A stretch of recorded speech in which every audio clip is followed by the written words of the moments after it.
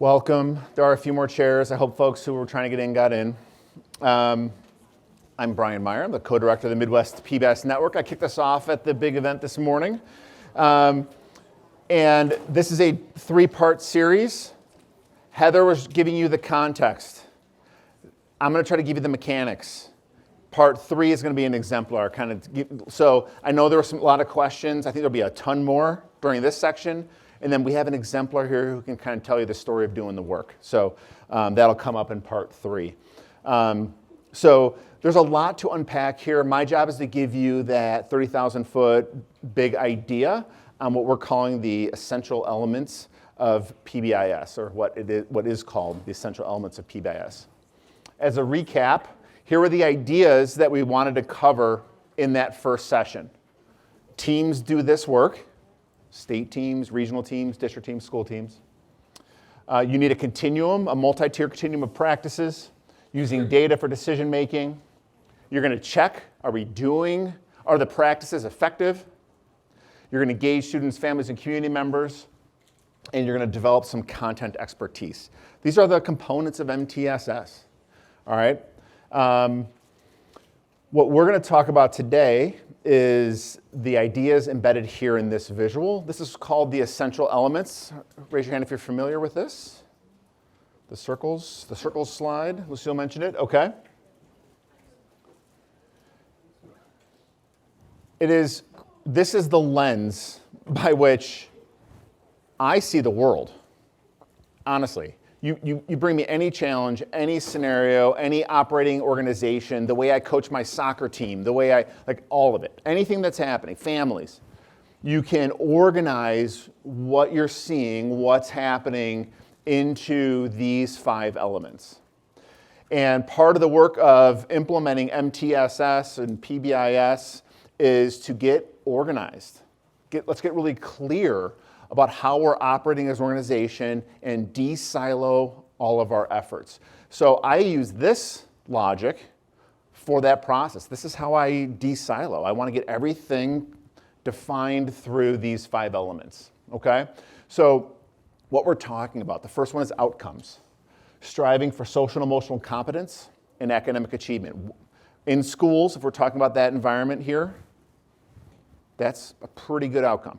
Right? Are we achieving the academic outcomes we're looking for and the social and emotional growth and outcomes we're looking for? Data is what we mean and what we use to support our decision making. Systems means how do we help adults? What's the processes we have for supporting our staff? Practices are the ways we interact with our students, our interventions, our teaching methods, strategies, curriculum, the approaches that we have.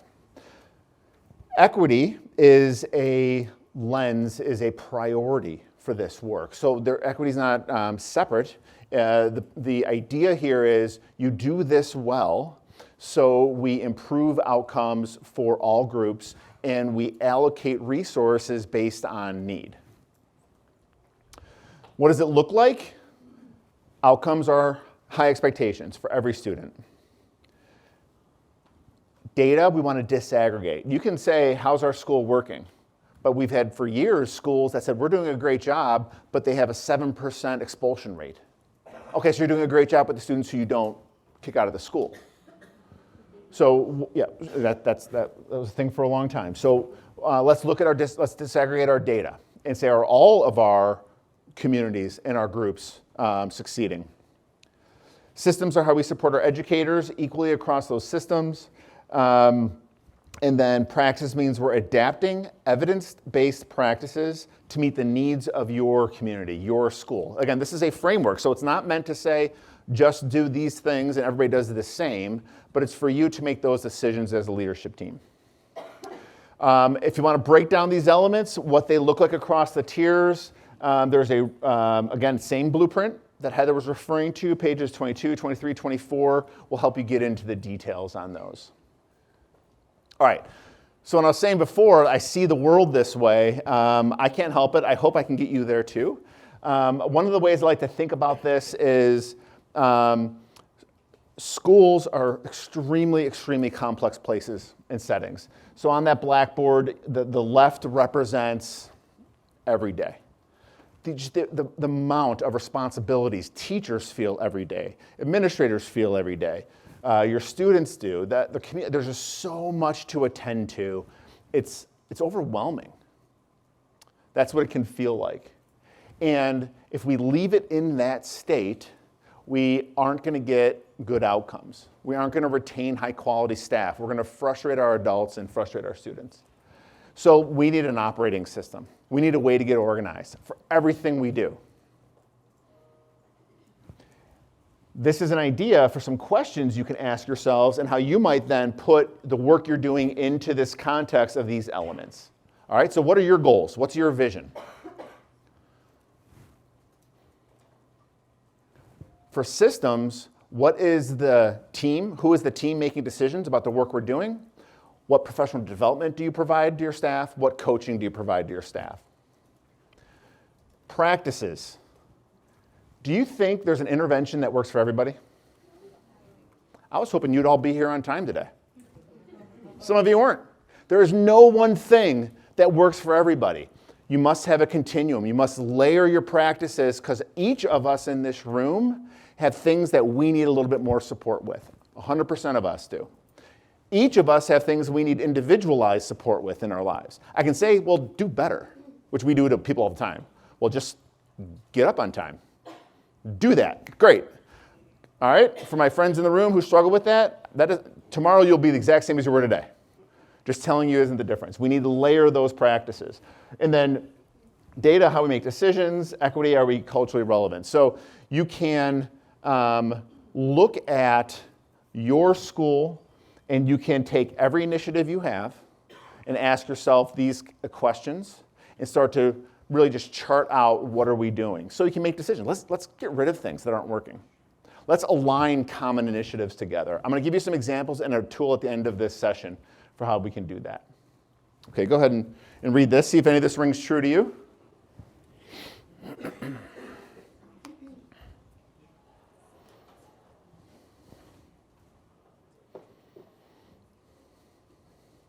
Any of this familiar? A little bit?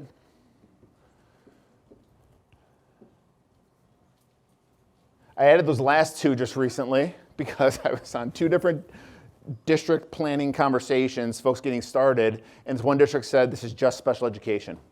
That's this initiative. You got to help us figure this out. And then the very next one was, this does not work in special education. This is only for kids who aren't in special education. I'm like, okay, can I just have you two guys connect with each other because you're on different pages? These might be some misconceptions. My goal really today is to build a little confidence in you in these essential elements so you would know, how do I talk about some of these misconceptions? Where's the truth in this? Where's this coming from? What are we going to do as an organization? How are we going to address our needs systemically? All right, so here we go. I'm going to take you through a little history lesson.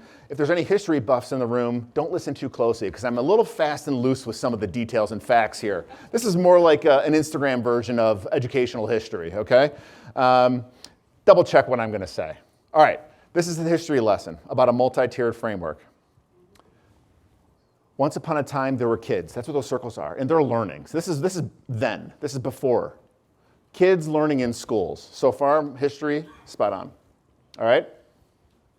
There we are. Kids learning.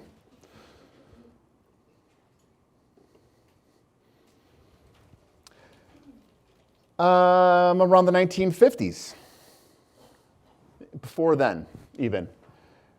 Educators said, well, there's some students that have some different needs. Could be physical needs, emotional needs, medical needs, and they thought, you know what, we shouldn't have to teach those kids in our schools, right? So between the 50s and the 60s and the 70s, there was growing local and eventually national legislation. Are we familiar with the free and public education, right, FAPE? And essentially, the rule became, you're a public school, you are responsible to provide a free and public education. And for those students who needed something a little bit more, we turned to something called special education. And special education is diagnosis and remediation. What's wrong? how are we going to address what's wrong? That is special education. One kid at a time, what's wrong, how are we going to address what's wrong? At the same time that that's taking place in education over decades of that growing legislation, out of the Surgeon General's office, this logic for a public health model started to emerge. Okay, instead of just saying for every single person who is smoking, who is developing disease, saying what's wrong, treat the disease, this logic for public health started developing, saying, well, what if we focus on the entire population, 100%? Instead, how can we prevent the problems we have here?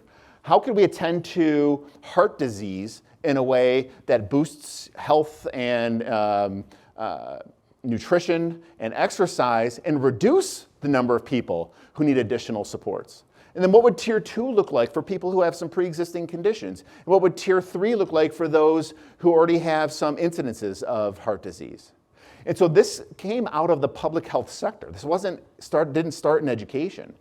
But in the 1990s, University of Oregon, Hill Walker and colleagues in special ed thought maybe diagnosis and remediation of special ed is inefficient. Maybe it's ineffective. Perhaps instead of trying to change every single kid one at a time, we should change the environment of which the students are in, right? The schools you have right now, your school, is perfectly designed to get the outcomes you're currently getting. I can give you 100% new students in your school. Give me 6 months, you'll get the exact same outcomes you're getting now. The benefits, what's going well for your school, you're going to keep those going. That's awesome. What's not going well, you'll have the exact same problems. It's not about the kids, it's about the environment. And even in our public health model, it's the same thinking. What if we adjusted the environment of the setting? Will that produce different outcomes? So they started looking at this in the 90s, and this logic of this multi-tiered logic, this is the simplest way that I try to define it. Tier 1, what are you doing for all of your students?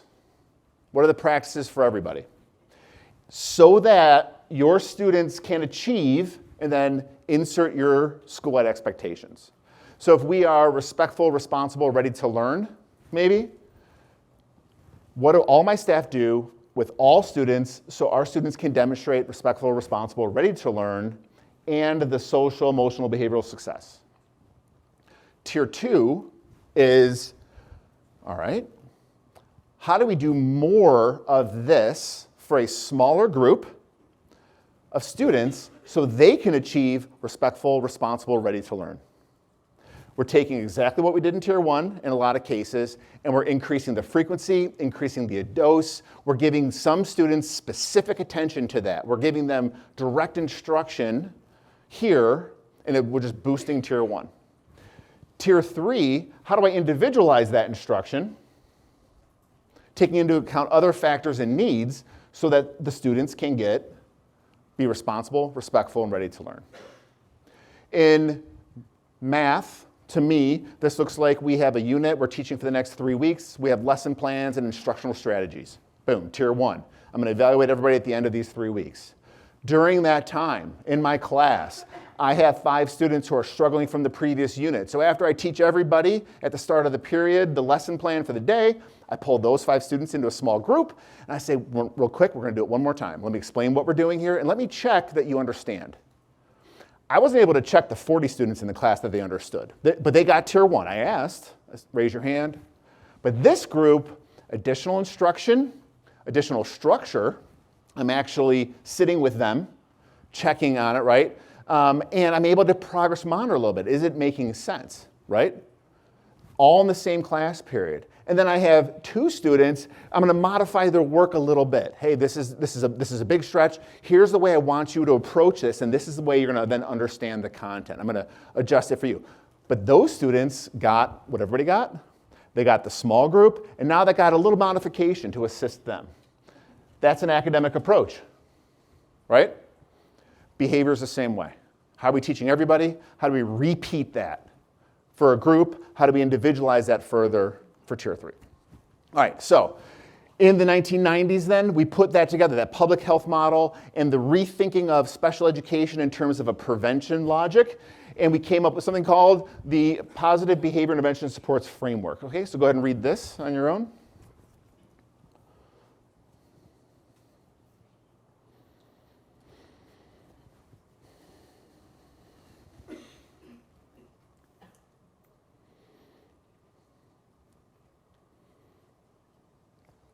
That's the pithiest way to define this work. Okay? So it organizes your school, it integrates your initiatives, so you can achieve your desired outcome. What are the outcomes that you want? Write them down. This is who we want to be, what we want to achieve. By understanding your data, implementing a continuum of interventions that you're going to pick and monitor, giving staff support, coaching, and professional development, and prioritizing equity. Is it working for everybody? We're still in the 90s here, but I want to point out a common error. We think of students in terms of tiers sometimes. This is a tier 2 kid. This is we used to say a high flyer. I think me, our own network used to use that language sometimes when we're trying to get a feel for how to do this work. So we made many errors in putting kids in boxes, okay? For those people who had a little hard time getting up this morning and getting going, because that's kind of your thing, but you've managed life, you're here, yes, but are you a tier 3 human being? Is it like everything in your life is just you need individualized supports? What are you going to eat later today? I don't know. Someone's got to show me how to eat, right? We've been doing this to students through this tiered framework thinking for a long time, and that is not fair and that's not accurate. The interventions we provide are in the tiers. The students tap into those interventions based on their unique needs. So this is one student, and this student is showing, is achieving success in all of these areas by tier 1 supports for adult relationships, problem solving, PE, peer relations. You're doing awesome. Anxiety, band, math, anger management, asking assistance, science, working independently. Tier 1, that's they're succeeding. They're succeeding with tier 2. They're succeeding in distracting others because they're getting additional doses of attention on how to focus on their own work. They're succeeding in English and attendance because they're getting individualized supports to make sure they're getting to school on time and English instruction. This is not a tier 1 kid, a tier 2 kid, a tier 3 kid. This is not a yellow, red, green kid. This is a kid. It's a human. Everybody here can make your own triangle, okay? And you can put what you need individualized support for, secondary supports for, or primary or tier 1 supports for. And you might want to do that with your staff. It's a pretty good activity. And then do this with don't tell them I said this. Then when they out themselves for what do they need tier 3 support for, my lesson planning is a hot mess. I don't know how to interact with people in unstructured social situations. I can only make peanut butter and jelly, like whatever their thing is, say, do better. And go, there we go. My intervention is complete. Because none of us here would change our behavior just by being told to do so. But we treat behaviors that way in this logic, okay?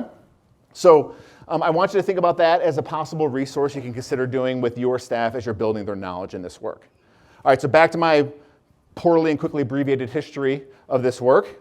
So in the 1990s, we took that logic, that public health logic, and we said, let's look at it in schools. And what we were really thinking about was externalizing behavior, anger, acting out, physical aggression, discipline referrals. That continues to be a great data point because it's so easy to get. So continue to use that, right?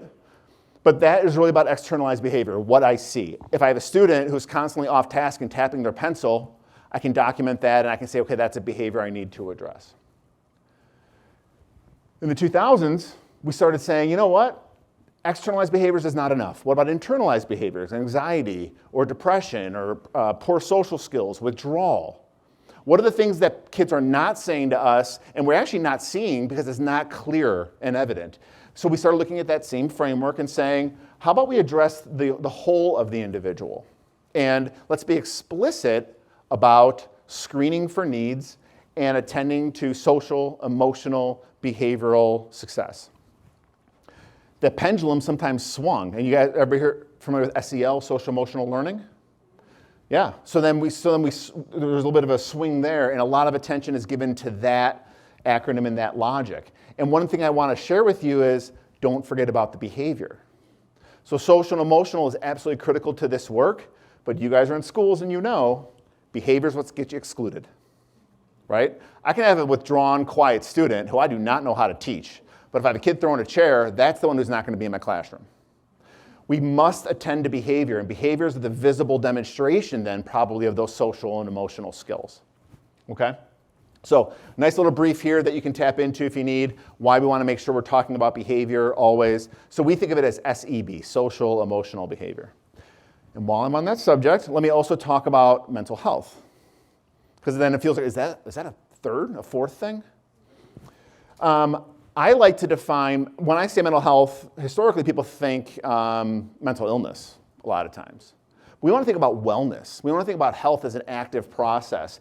And what I like about this definition of mental health from this resource in 2020 is mental health is the totality of one's social, emotional, behavioral problems and challenges, you're internalizing, you're externalizing, and your social, emotional, behavioral well-being and competencies. How do we succeed? And all of us have things in all of these columns, in all of these categories. That is your wellness.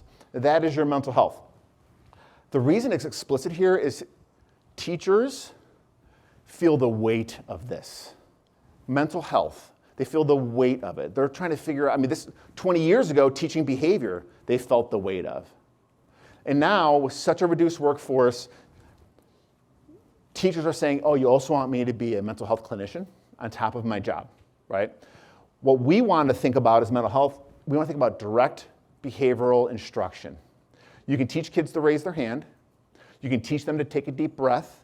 You can teach everybody to pause before we walk into the room. Those are behavioral skills. Those skills then show up in your competencies.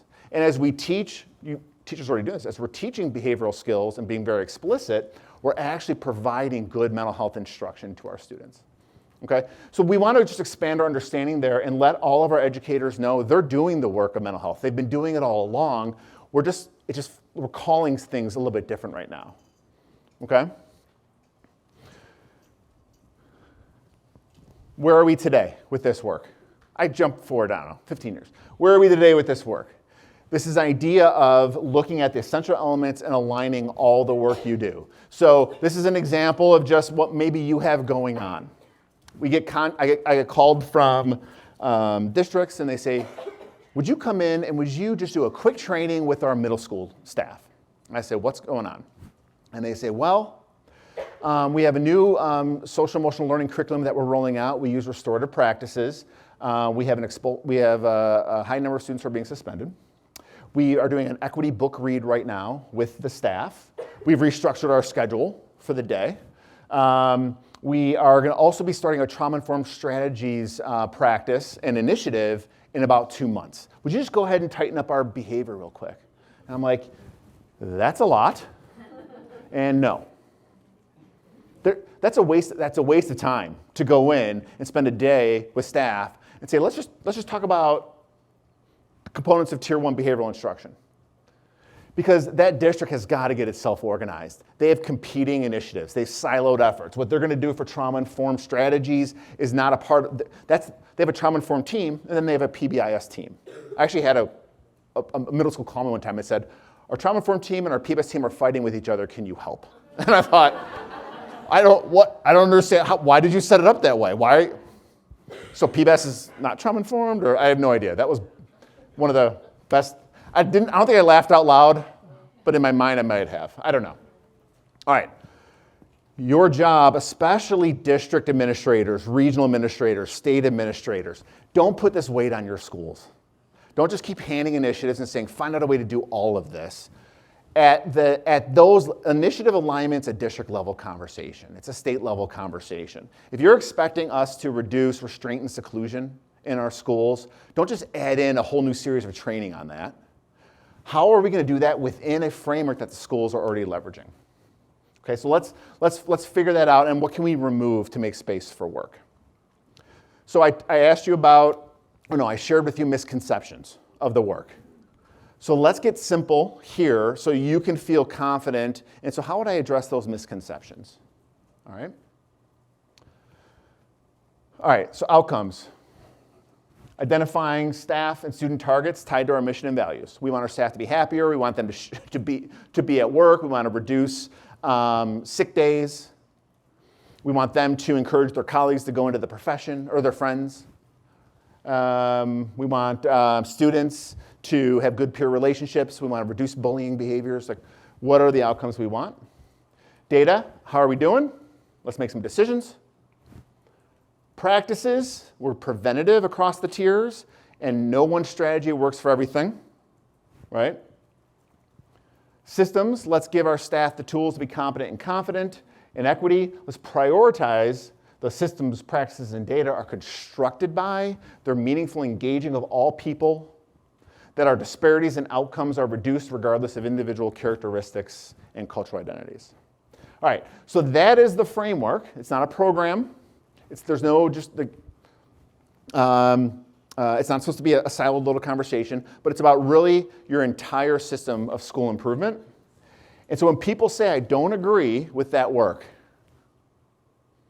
just go ahead and pull up this slide and say, well, help me out here. We shouldn't use data for decision making? You have found the one practice that works for everybody all the time in all settings, because then we can get rid of our triangle if that's the case. And by the way, a lot of money in that if you can find that. We don't need to give staff training and professional development and coaching. We shouldn't prioritize equity. That just flip it. That is it. That's the entire definition you need. Okay? Now, if they're going to say, well, yeah, but our data says we're doing fine, but that's because teachers aren't documenting discipline referrals. Yeah, sure. So don't have a framework, or do the work of saying, let's give some PD to our staff. Let's give feedback. Let's help. Let's simplify. Get that referral process down to 30 seconds. Like, what do you have to do to address the need? We have people who throw out the framework because of decisions they've made or how it's going in here. But this is continuous improvement. It will never be perfect, ever. So, we're making it rain tickets. We got Tiger tokens, and we're like, kids, let's go, behave, everybody. It's awesome. It's a free-for-all, right? Okay, that is not the purpose of those acknowledgments. Those acknowledgments are adult reminders for us to interact positively with our students and to connect back to the school-wide expectations. It's a tool to change adult behavior. It might motivate some of your students, but there's a bunch it won't motivate. But that doesn't mean we maybe stop doing them. Let's check the fidelity of how we're doing acknowledgments in our school, and then tighten up the decisions and get that input from your staff and parents and students. All right, I could keep going, but I won't. All right, so one more way to look at this work is as an MTSS framework. Heather broke down components of MTSS. I've mentioned these multiple times, but this is probably the visual that I like the most in terms of the technical, what do we mean by, what are we actually doing for systems, data, and practices? A team for decision making, a professional development, and coaching plan for your staff. Getting all of your interventions on a piece of paper and saying, what are we doing across the tiers and are they working? And then for data, universal screening, how do we know which kids need what? Progress monitoring, what's working for the kids. Remember Lucille said access is not enough. Oh, 5% of our kids are seeing a social worker. Woo! How's it going? That's the question we have to ask. And then fidelity. Are we doing this the right way, and are our practices being done the right way? I was trying to give you an idea across the tiers. I'm going to zero in a little bit more now into kind of where we get started a lot of the times with some tier 1 work. So I'm going to use this logic to give you some more of the mechanics on how would you go about doing this, all right? So we're talking about teaming and leadership. So who is the team representing the climate and culture work? You probably have lots of initiatives, lots of teams. Before you add a new team, just who's already here, who is currently responsible for climate, culture, social, emotional, behavioral discipline, okay? That team, with the right input from your community partners, are going to clarify what's the vision for our school and how are we going to define that through 3 to 5 expectations. I said respectful, responsible, ready to learn. Those are, you decide, your community decides what are our positively stated expectations.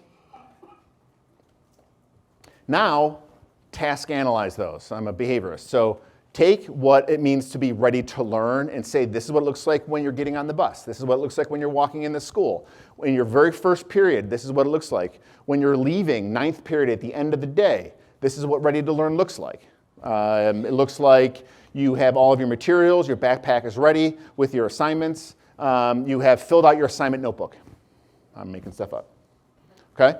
Define it, task analyze it. We're going to call that a teaching matrix, a very clear, defined list of our expectations and what they look like in every setting. The work is not done. Who here, any math teachers? Yeah, where? All right, well, thank you, 3. I pick on math all the time. I have no math skills. I don't know why I do that. I'm not even picking on you. I'm celebrating you. You have math standards, reading standards, language standards. Do you just ever post those on the wall and go, well, the hard work's been done. I'll see you at the end of the year. Learn that. We do that a lot with our teaching matrix. We have the behavior expectations. Like, I've defined this now. I've told you what it looks like. I even had your parents sign a little note saying that they got this in the handbook. Boom. Do those things. Remember that triangle? None of you could do it. If you didn't have that skill, me just telling you what it is doesn't mean anything. All right? Once you've defined it, you got to teach it. Lesson plans, curriculum, what are the instructional practices and strategies for your entire school? If your PBIS work is housed within your special education department right now, but you have a curriculum and instruction department who's like, no, that's not our thing. Why? Instruction is required to learn social, emotional, behavioral skills. Get them together, okay? Now we're actually teaching. We have lesson plans. We're integrating our academics and our behavioral instruction and our social emotional skills. We're teaching all that tier 1. Now that I've taught it to students, how do I give them feedback on whether they're doing it right? Just like in academics, I taught my lesson plan. I'm walking around saying, yep, you got that right. Whoa, whoa, hold on. You didn't line up the decimals correctly here. Let's fix that one. Socially, emotionally, behaviorally, same thing. Whoa, I see you came in a little bit anxious. Remember, we stop at the door. We put 2 feet on the mat and we go, I'm ready. Let's try it one more time real quick. I'm going to go ahead and just practice that with you, right? So I have to give feedback. That's where those tickets sometimes come in. You want this to be more positive than corrective, 5 to 1. Let's get that ratio. Because if I just spent all my time correcting you all the time, would you want to keep coming back to this conversation? You'd be like, I got things to do. And what do you know anyway, old man? I hear some of that too. You got to meet people where they're at and build on their skills, okay? All right. That's giving feedback. What about when a student says, no, thank you. I would rather throw this chair. Right? We need our adults to respond the same way. This is about changing the environment. And what I need is, I got 100 teachers in my school. We have to agree, what behaviors are you responsible for in the classroom, and how do you respond to those behaviors? What behaviors does the administrator address? How does the administrator respond to those behaviors? And we need to be consistent. Behaviors need to be attended to. If there's something unsafe, if students aren't learning, we have to respond to it. Right? We're trying to prevent it, but then we have to respond to it. And adult consistency is the goal. Then it's not personal. Oh, well, Mrs. Smith in second period, she lets me tap my pencil all day long. She knows I like drums. How come you're, a stick in the mud? No kid has said that in 20, 30 years. Okay, I'm hip. I'm pretty with it with the times. Come on, old man, you're a stick in the mud. And finally, what data? Is it working for all of this? Like, we can measure this. Like, is it working? And this is a continuous improvement process. This is the installation for getting started with this work.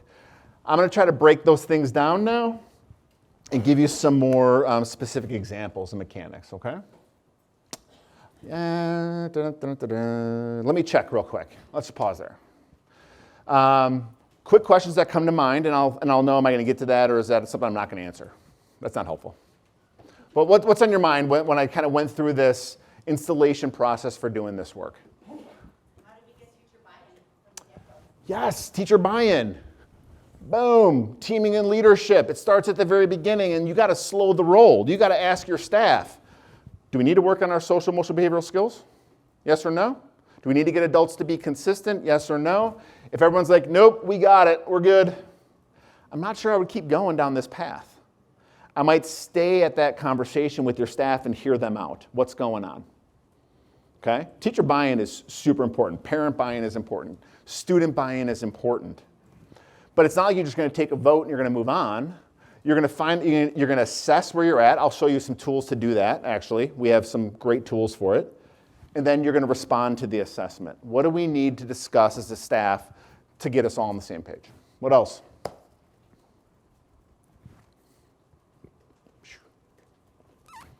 Yes? Sometimes we think that a lot of the behaviors of the students are coming from their home life. Yeah. Is there a part of this that goes to like the parent? Yeah, I have some examples of that, and that might be absolutely true. And where do kids spend all their time? With us. We're the ones who are the professionals who are the most skilled at providing the instruction for that support. My background's in residential education, actually, so I had 24 hours a day, newborns through 12th grades, boys and girls in like an orphanage-style setting. So in that setting, we had them around the clock. But in public schools, they're there every day, and we have the staff, and so now we just have to build the confidence and the competence to be able to do it.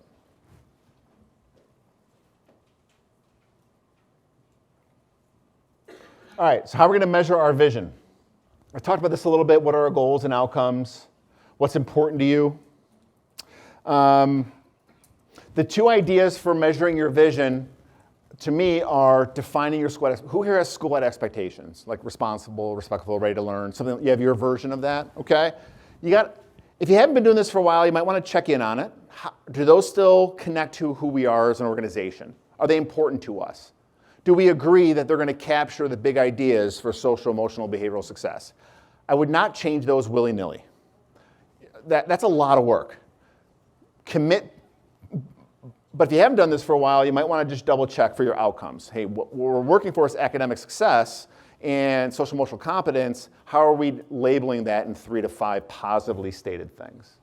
Yes, sir? I was wondering, so in my school, just like I'm sure most and many schools, we have a large variety of teachers. So we have teachers who are 23, 24, and it's their second year, and we have teachers that they've been teaching them, for longer than I've been born. I'm 42. So how do we take that as a weakness and turn that into a strength? Well, it's a weakness because why? Because you have old school teachers who are used to the old school way, which is, sorry, sit down, don't say nothing. And you have old school teachers who say, it's okay if you sit on the bookshelf and sit on the table and sit on top of your desk. Yeah. Because we're going to get this work done with us. And I've seen both work. Sure. No doubt about it. Yeah. But how do we turn that into more of a strength than Yeah. weakness? Yeah, you want to get to consistency. That's where we're trying to get to. Honor staff who've been in this work for years. Honor them. They're probably right. Like, yeah, I can wait you out. And they might be right. Most initiatives die after 4 years. Right? So who are you going to fault? The veteran teacher who's been doing this for 25? Like, been here before? Assess where your staff are at. I'll show you an assessment tool to get everybody's input. And then ask them those questions. Say, do we want to be on the same page? And they might say no. And I would stay at that table of that conversation, go slow there, so you can decide, are we doing this as a group? And I guess what brought me to that question is because I think defining the rules and the routines are very important. Mm-hmm. But if we all know that it can work on both extreme levels and everywhere in between, how do we stay on that same? Oh, I see what you're saying. Yeah, so, but what I think about in that case is, like, I actually had a teacher recently in an alternative setting, and he's like, I run a very complicated program in my classroom, in my contained classroom. He goes, and it's really good. I'm like, great. He's like, why do I have to do what everybody else is doing? I go, do your kids see any other adults during the day? He's like, yeah. I go, so what you're telling me is you have the magic, and in your room it works great, but you have no idea what anybody else is doing anywhere else, and those kids, they have clinicians they work with, they have juvenile case officers they work with, they have parents they go to. So, but you have the secret. And he's like, yeah, I do. He was a 30-year veteran. I said, my experience would be we all have to agree on some common things we're going to do because the very students who need that the most are the ones who are getting more Tier 2 and Tier 3 supports. You have, like, teachers will say, yeah, but it works. Well, you have kids who are coming to your school every day that you could be a disaster of a school and they're going to do just fine. Right? You have some kids who can just, we don't have to be organized. They can code switch from teacher to teacher to teacher and they can figure it out. I'm not saying that we don't want that. But how about your students who are struggling a little bit? They're the ones who need adult consistency. They need a cohesive logic in their school for teachers from first period to ninth period to say, this is how we're going to help you throughout the day. Students with individualized supports, they need that more than tier 1, tier 2 supports.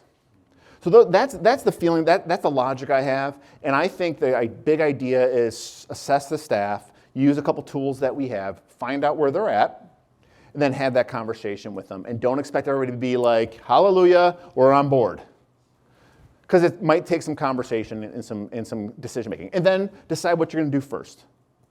One of the first things you could do is, let's just decide which behaviors you're responsible for in the classroom and which behaviors we administrators are responsible for. Let's just get consistent there. That's not easy.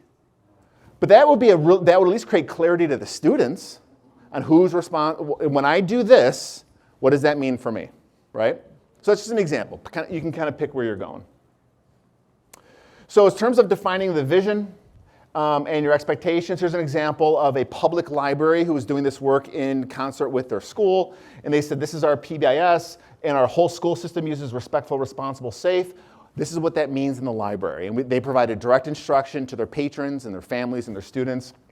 And they had a vision for why this is important. So that was kind of a fun example on those communities who bring in those connections. All right, when we talk about systems, it seems like it's overwhelming. The things that stand out are teams for leadership and coordination, professional development, and coaching. What we're talking about here is at the top again, who is the group making decisions? And you've heard this, you might have heard this before, but each school is different. So who in your school is having the tier 1 conversation? Who's having the tier 2 conversation? Who's having the tier 3 conversation? Those are separate conversations, but they might be all the same people.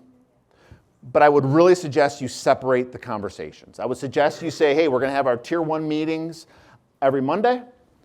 The first and the third Mondays. We're going to have the same people, tier 2 conversation, the second and the fourth Mondays, for example.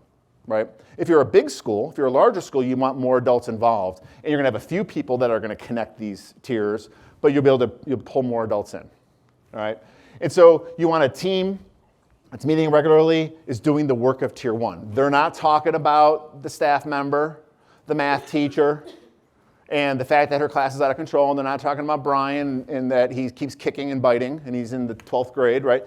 They're not talking about kids. Have a parent on this team. Have kids on this team, especially middle school and high school, okay? That way you can't talk about parents and kids and teachers. It's perfect. Tier 2, you're not talking about Brian kicking and biting. You're not talking about the teacher in her classroom. You're talking about all of the tier 2 interventions. Have a parent on the team. Have your clinician from the community center on the team. Have a student on the team. Their job is to say, what are the interventions at tier 2? How many kids are on them? What % are they working for? That's what they're doing. Stay at the intervention level. The tier 3 systems team, you're going to have both the systems team asking the same questions. We're using wraparound, we're using FBA BIPs, we're using other person-centered planning practices. For all of those, are we doing them the right way? Are they working? That's a systems conversation. But then any student that's getting some tier 3 supports is probably going to have their own team as well, likely. So they're going to say, well, I have my mom on it, and I have my 7th grade science teacher on it, and I have my, someone from the community center who has been a mentor to me, and they're sitting on it. And that's their team. So they're going to implement the intervention, but the tier 3 systems team is going to install the interventions. They're going to teach everybody how to do wraparound, for example. So this is a teaming structure an example of a teaming structure. Go ahead. I'm wondering if you have, you might be getting into this, but if there are sample agendas or sequences like across the school year for the different tiers of what these meetings are. I don't have them here in this resource. You can probably find some on our website at midwestpbis.org. Like Heather said, everything we have we give away, so you guys can look there. There is write down tips. It's called TIPS. It's called Team Initiated Problem Solving, and it's a wonderful agenda for both. There's a tier 1 specific agenda, and then there's a bunch of versions of what tier 2 might look like. How do you have data conversations and not get into all of the What did Brian do? What did Kristen do, right? So I should have thought about that. So tips, that's what I would suggest. It's a research-validated team decision-making process for this work. You can get it at PBIS.org. You can get it it's disseminated. You can get it lots of places. But team-initiated problem solving for PBIS, and you'll be able to find example agendas there. Okay. All right. So we talked about a team. It needs to be well represented. You need family voice. Older, middle schools, high schools, you need student voice. We have elementary schools that have students that do an amazing job in these conversations. If you have community agencies providing supports to students in your school, they should be a part of the Tier 1 conversation. That's how we start to de-silo our work. So you might want to consider bringing those in as well. All right, now take a look at this list of professional. So you're a Tier 1 team, and you say, hey, we're amazing because we're us. And we want to teach all of our teachers, we want to tell all of our teachers to positively greet students at the door every day. Because if kids feel like the teacher likes them, they're going to do better. Quick intervention. So I'm just going to say to everybody, do it. All right? So that's telling. That's not teaching. We know that. But here's a whole bunch of things you might think about for professional development. So look at this list, and in your mind say, well, I think out of this list, here are the things that would make the biggest difference if I did this with my staff. Okay, so try to find in your mind the ones that would have the biggest impact on changing adult behavior.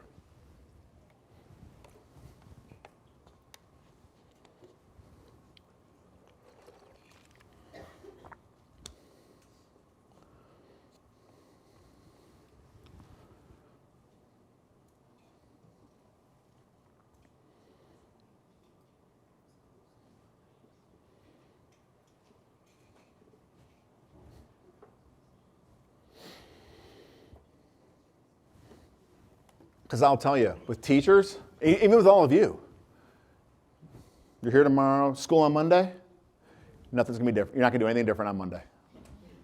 That's human. That's the way we work as humans. Like, you might be jazzed now, but you're going to have an email, box a mile long. You got things to do, and all your great ideas are going to be gone. That's just the way it works. And same thing with our staff, our teachers, and our clinicians. So professional development's in bold. It's a little bit of a trick there. I didn't mean to do that.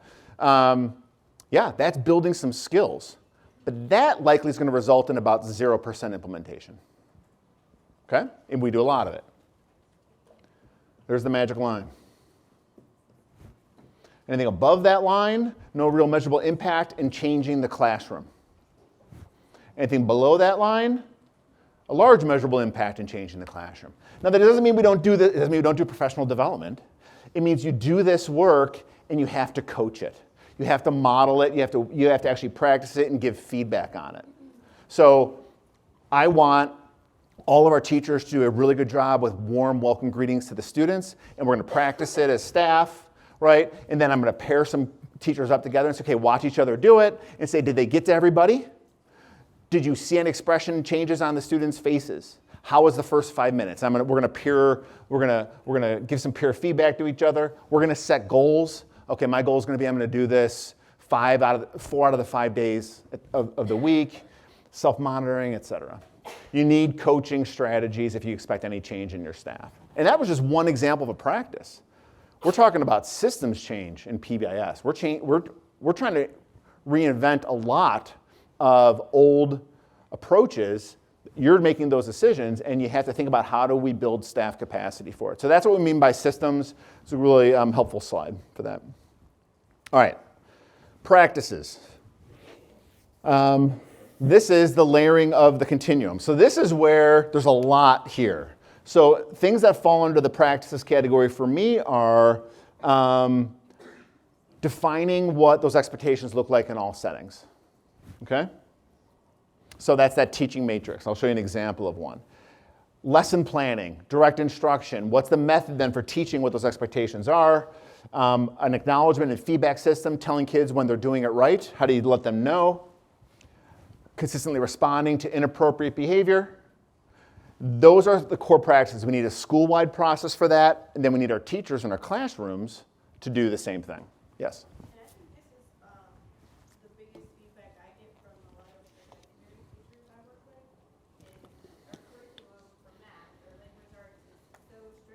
Where do we put this into our curriculum in our lesson plan? Yep.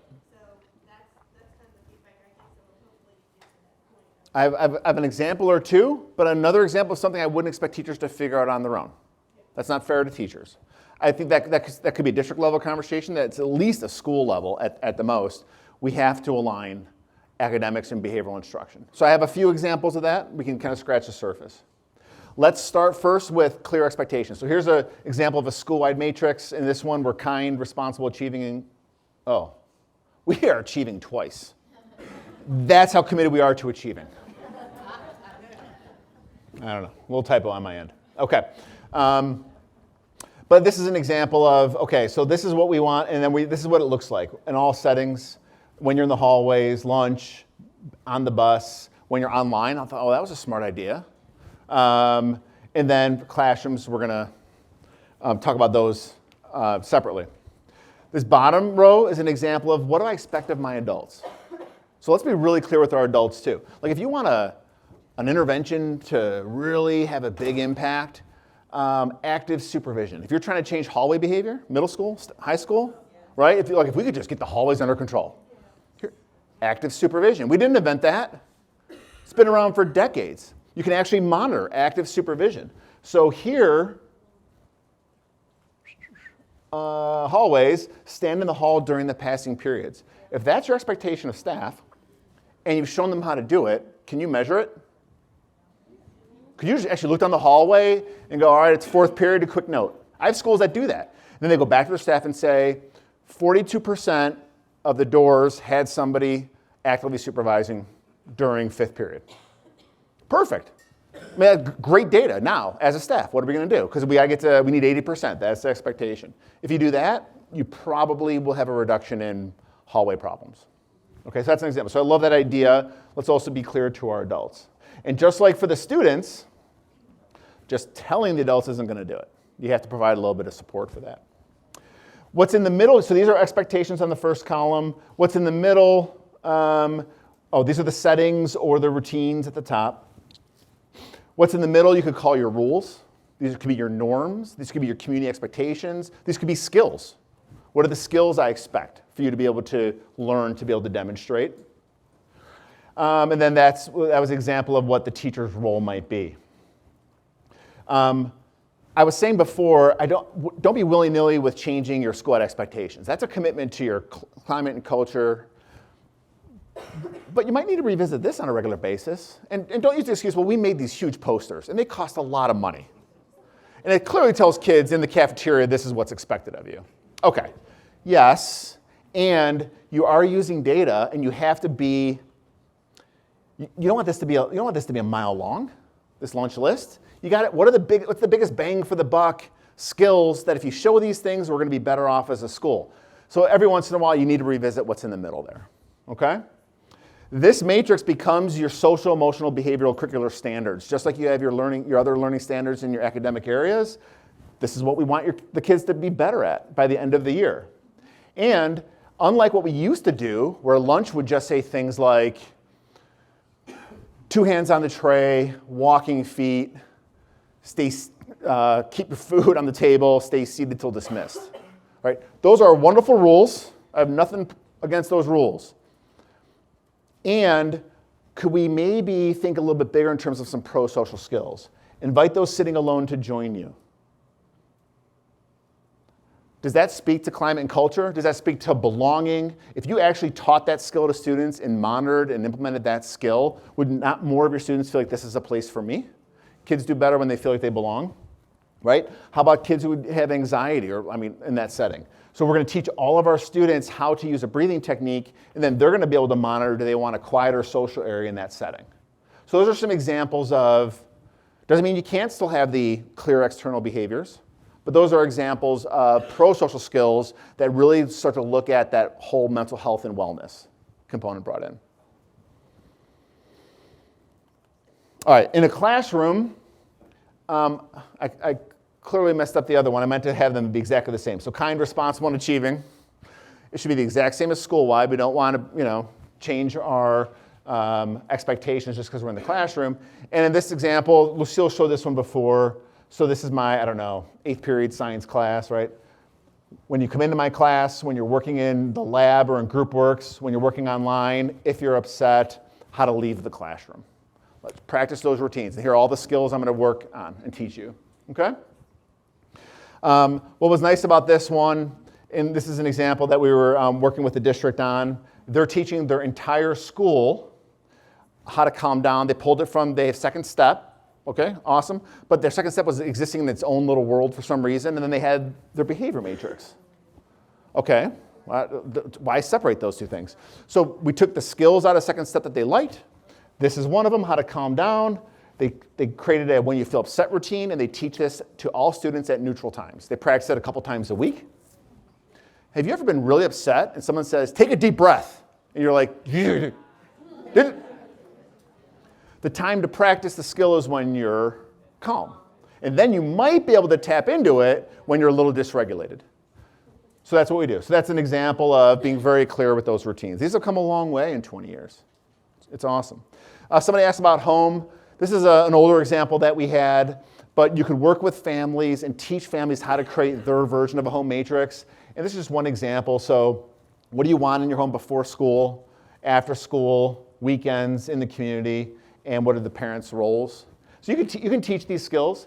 It's pretty good. Like if we can teach our families to know where their kids are, to give them a space and time and place for homework or for academic work, to talk to their teachers, wouldn't that be great? If we could just get, like if we could, well then let's define it. And let's maybe build out some of those examples. How about, so now that idea, well, we have all of our academic area, right? Academic curriculum to attend to. So this is an example of aligning some curriculum together. Math, the objective of the day, use number properties to simplify expressions. I was in this math class, and the teacher said to the students, open up your book, we're gonna get started on this. Remember, today's Wilson expectation is to be responsible, and today you're gonna show me focus on your own work, and what does that look like? The student's like, that means I'm gonna get my work done in the next 42 minutes. Another one said, we're not gonna, you won't hear us talking across. Another one said, we're gonna raise our hand if we have a question. Great, great, great, awesome job. When I see this, okay, you're gonna earn Tiger tokens for showing that expectation today. All right, let's get to work on our math. In academics, sometimes we post the learning standard up, right? It's the same idea, but sometimes you might want to go ahead and pre-map it. And what this school did is they had a whole plan for the school. Here is the plan for the next month. Here is the skill we're going to teach each week, and we want you to boost this during your academic instruction and just connect it. If you do the work for the teachers, heck of a lot easier than expecting them to figure that out, right? All right, I'm going to zip through some of that. One of those components then was how do you give feedback? Remember when I talked about making it rain Tiger tokens, right? All right, well, no feedback's being given. I was in a school one time to do observations, and the teacher saw me come in, and I felt so bad because I know what she thought. She's like, he's here to observe me. I can't remember what it is for and what I'm supposed to do. And she starts taking their tickets, and starts putting them on desks. She's like, good job, good job, good job, good job, good job. And I felt so bad, because she's like, oh, shoot, we talked about whatever this was going to be. No, when we say let's give feedback to students and praise, what's going to change the behavior is that you're going to specifically talk to a student or the group, hey, this table, let me let you know, you guys are doing an awesome job. That bell rang, and within 30 seconds, you had everything cleaned up, and you wiped down the counters on the lab table. That was great.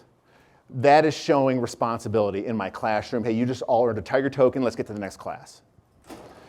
It wasn't the Tiger token that's going to reinforce the behavior. It was that positive connection to the adult, being very explicit, and then connecting it back to the school-wide expectation.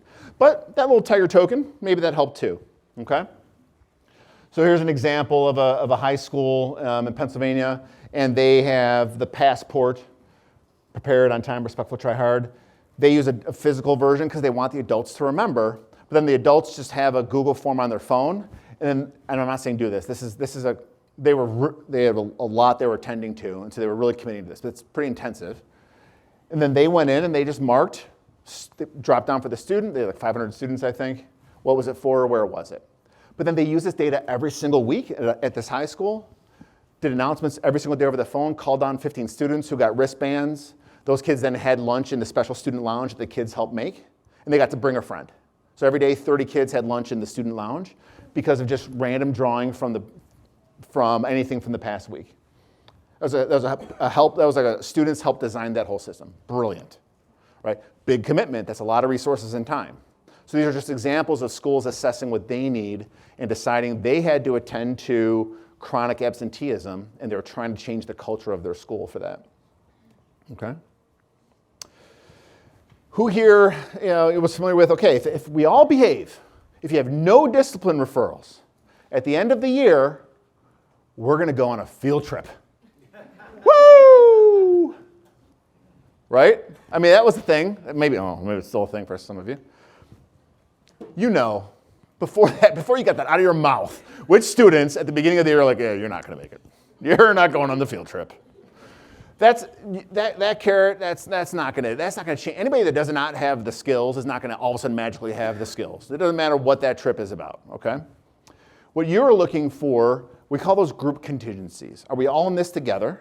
And if so, let's all celebrate together. High frequency. What can you do during that day? Hey, if 10 students today show me the ready to learn skills that we practiced, we're going to do a 5-minute brain break as soon as I get 10 examples. Okay? And you do brain breaks anyway. You do all, I mean, you guys probably could use one right now. But you haven't earned it yet, though. So those are called group contingencies. And some of the errors we make are we do a big one way too far away. Oh, it's once a month, or it's at the end of the semester. That's not going to change anyone's behavior. We count the negative. If you don't get referrals, you get to go. Okay, I can't teach you how to not get a referral. None of you actually can do that. I can teach you what you should do. Count up the positives, okay? And the other mistake that we make is we think that it's only for the students who demonstrated this skill, right? Do you guys have Teacher Appreciation Week? You do? There's something, I think, well, anyway, maybe don't, I don't know. That's a thing around here, Teacher Appreciation Week. And what that might look like is the principal saying, hey, great news, it's Wednesday. And parent, this is a true story. No, part of it. Parent, this part's true. Parents brought in homemade soup. My wife was one of the providing the soup. It was pretty awesome. I was upset because I wanted the soup. And we have 15 crock pots in the student lounge from our families for the parents. It's probably not poisoned. This is amazing. Come in, have the soup. Thank you, teachers, for being educators. Mr. Smith, I don't have your lesson plans. Mrs. Jones, you were double parked. You don't get any soup today. Would we do that to our peers? Would we do that to adults? Definitely not. We do that to kids. Like, you know what? If I just never let them get the reward, somehow they're going to magically figure out the skill they're missing. That's not how that works. All the teachers get the soup because they're a part of this collective effort, and they have skills. And that teacher who does not get his lesson plans in, he's still going to have that same problem 6 months from now, okay? But there's other, he's working there for a reason. He connects well with parents, or he's really great with the teamwork, or with the, there's something there. It's the same thing with our students. If we're all in this together, then we set a collective group goal, and when we reach the group goal, we all celebrate. And that does not matter if the whole time you were kicking and screaming. We're in this together. Okay, that's what Tier 1 means. It really does mean whole population. I can break that down. We don't have enough time for it, but that's always a big conversation folks have. Okay? So this is a really dense slide, but it talks about all those versions of group contingencies and gives you tips for some of the mistakes kind of we've made along the way. All right? And then the final piece of the practices was develop a continuum of strategies to respond to behavior.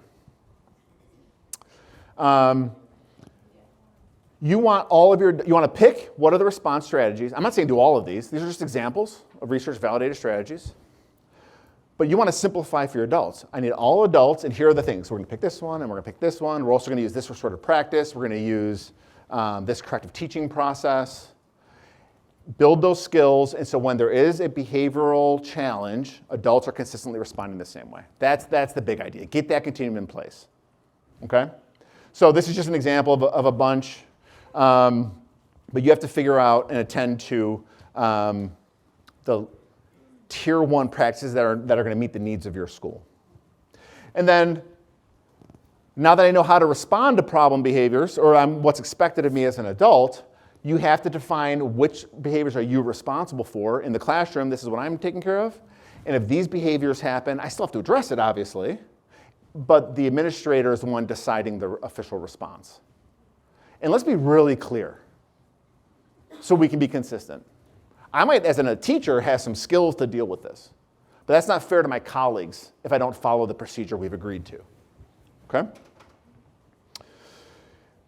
You take all of that information and you can put that together in what we're going to call a discipline flow chart. So here is the T chart. The inappropriate behavior occurs. Is it my responsibility as a teacher? Is it the administrator's responsibility? If it's the administrators, this is what they're going to commit to doing. Right? How many of you are deal with okay, he left my room 3 minutes ago and now he's back at my door? Right? Well, at least be clear about what the purpose and the process is. Immediately return to instruction as soon as possible. We're going to do a quick check-in, a restorative question. We're going to ask the student to make a quick apology, and we want the teacher to say, "Thank you, Brian. I'm glad you're back here. Please have a seat." And I will practice that if I need to. You might say it through your teeth, but let's be consistent. And at least we can tell all of our adults that this is the process we're following. That is big. Doesn't mean we have to like it, but we can then modify the process as needed. Teachers, we're going to put in here what I'm going to use to encourage behavior, all the strategies I was talking about. And then if a problem behavior occurs, here's the first line of responses I would want you to try. Here's maybe another tier of responses. This is when you document it on a discipline referral. Like, get this on one page. Like, just what's the clearest process so our adults can follow it.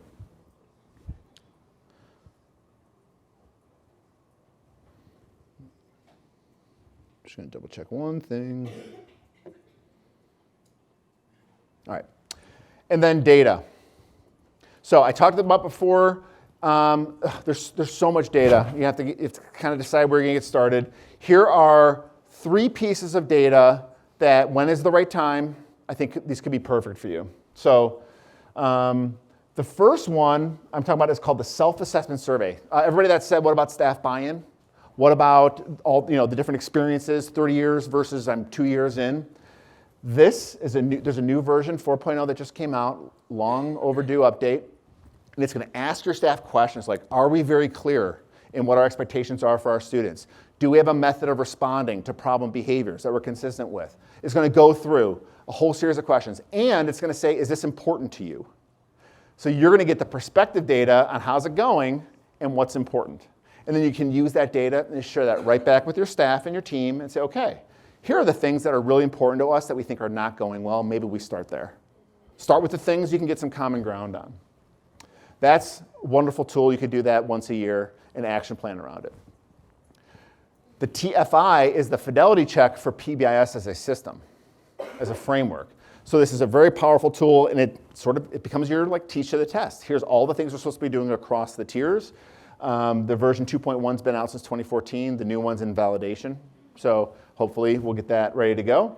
But if somebody calls me and says, hey, we've been doing PBIS for years, would you come and help us? I say, all right, how's it going right now? And what I really want to hear is, oh, well, we've measured on the fidelity. Our tier 1's at 52%, tier 2 is at 82%, tier 3 is at 20%. I'm like, perfect. You know exactly what you're doing.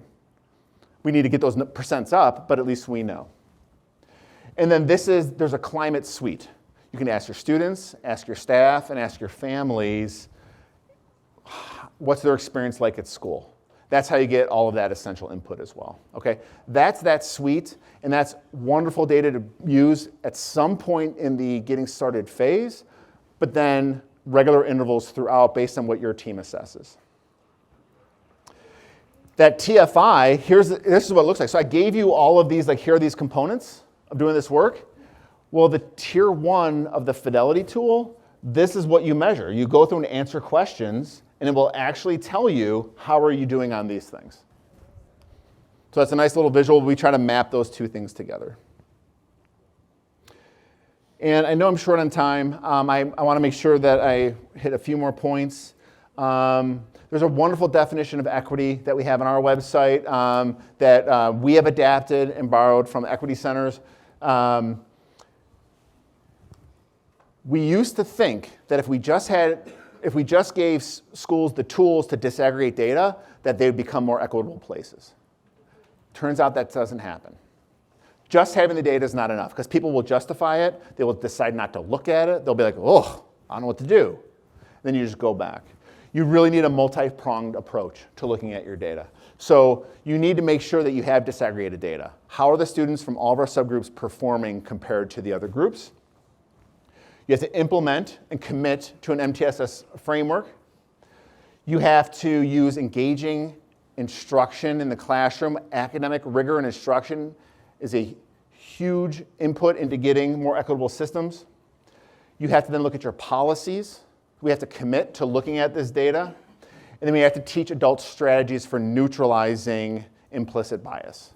Doing any of these things alone are not going to get you there. So there's a multi-pronged effort here. The equity page at pbis.org is exceptional. I read it all the time. It's so good. There's so many great resources. Take a look at that page, and that can help you dig deeper into that work. Okay? All right, here are some tools before you go. So where do you go? I gave you a lot. And no time for questions. Damn, I'm out of here. There's one more session. There's an exemplar. We can dig into her stuff. So where would you get started? So the first thing is always going to be who's the team. Let's look at that information. The second thing is let's do an initiative inventory. So there's a download for this. It's just a PowerPoint deck with tables you can edit, put it into a spreadsheet or something. Take all of your initiatives on the side. We have this equity book club we're doing, and we have PBIS, and we're doing trauma-informed strategies, and we're doing whatever.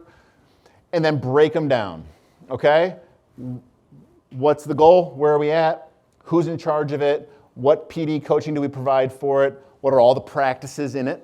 I've restorative practices. What are the actual practices? How do we screen for who needs it? What's the data? How do we measure the fidelity of it? Get that list going. District level conversation, really, I think. But get that list going, and then start to ask these questions. Can you combine? Can you eliminate? Can you reinvest in some things? Okay. So there's a tool that you can download. It's one of the templates for that. Then the second thing, those are initiatives. Those are the big ideas. The second thing is, what are all the practices and interventions you have?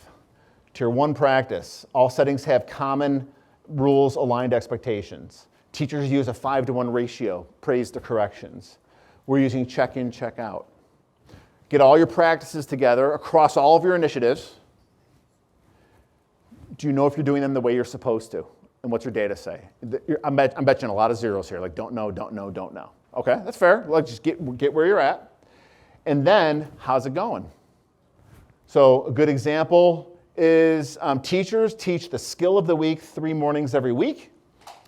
On November 4th, they self-reported. 72% of the staff said they did it that week. 3 times, all right? We checked the data on November 21st. We had an 18% reduction in behaviors related to those skills. Boom, perfect. That's great. That is a pie-in-the-sky example. Your job is to get this first column going, start to look at the second column, and then as a team, make decisions. What's redundant here? What do we need to focus on? What are we going to start with first? And start to really help your staff get consistent and start to get to some outcomes. Okay? So those slides are pulled apart separately, and you can download those. Thank you all. Sorry for giving you no time for questions. I'll be up here if you want to come up.